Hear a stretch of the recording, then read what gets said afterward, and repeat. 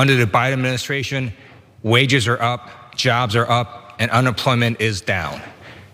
What are Republicans doing? I don't know, but I do know that 2 of them attended a white nationalist conference last month. And let me now tell you all the actions that House Republican leadership took against these 2 Republican members who attended and spoke at a white nationalist conference last month.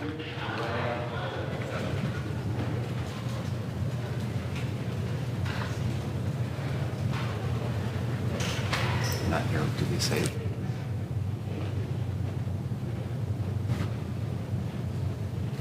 I yield back.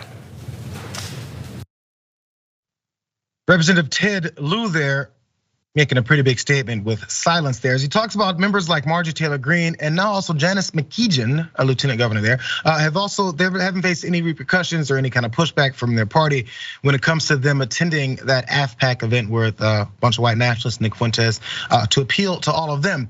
Now, by the way, McGeachin was asked about her positioning there and all that from a local reporter and didn't have much to say then, but there was a few headlines that did point out her hypocrisy and lack of a response to this.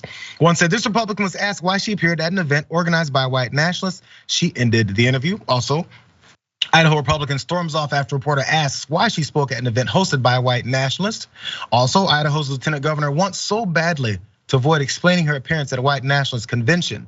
All those things are true because when she was asked about why she was present there and what it is that she was looking to accomplish, she did say this. Here's the back and forth that she did have.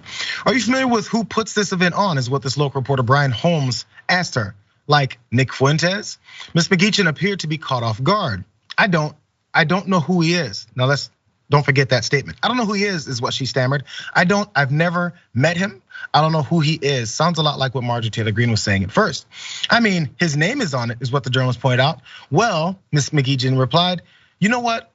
Nick Fuentes, as I said, I don't know him. I've never met him. So it's obvious she's trying to avoid answering the question. She's just not very good at it. So she forgot how to actually do all those things and point out the lots of nothing when it came to talking with supportive journalists, supportive pundits, anyone like that. Let's watch this.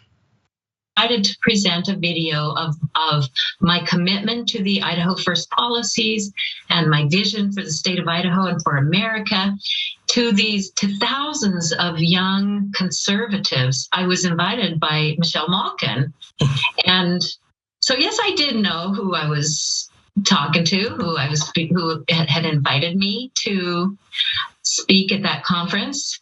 And so I don't think, if you know who Michelle Malkin is, she's a conservative woman. Her family immigrated from the Philippines and she happens to be married to a Jewish man. So it's just the double speak that the illiberal left likes to talk, and it doesn't, we're not gonna back off. I'm not gonna back off from the opportunity to talk to other conservatives across the country about America First policies.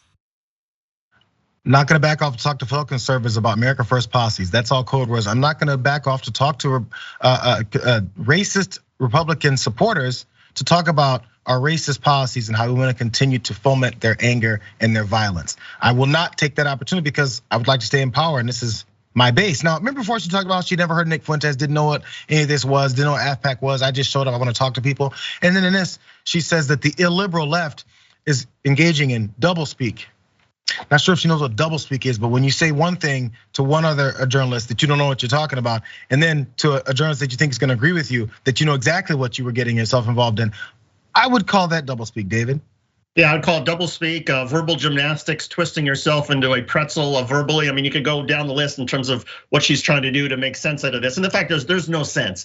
These people have no shame. And if I would like to see somebody, if you're gonna attend a white racist, white nationalist conference, and you feel like you're justified in doing so, then okay, then go on the most challenging, adversarial, journalism platform imaginable and defend yourself and at least show some self-shame, some self-respect. But the fact is they don't have any because they know there's something, I think deep inside they know that there's something wrong with this and it's their own craven politics that causes them to do this. So they run and hide and they only go to friendly journalists, they only go to people that agree with them.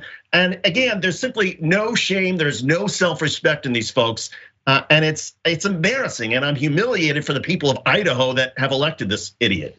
It's just the wonder now is whether or not someone's gonna point this out every time she takes a mic, every time she gets an interview, every time she wants to defend herself and her record and say that she's working for the people of Idaho or whoever else that she says that she's working for, because apparently it's not all the people of Idaho. It's just the racists, as you openly said, hey, I'm gonna lie to one person and say I don't know what I was doing, and then I'll turn around and say that I completely knew what I was doing and I'm not gonna apologize for it. Hey, well, be consistent. Aren't you strong? What happened to the America's the strongest in the world? Aren't you strong or are you weak? Which one is it? Because you're not everybody in Idaho is stupid, but clearly this one is at the top of the list. Absolutely.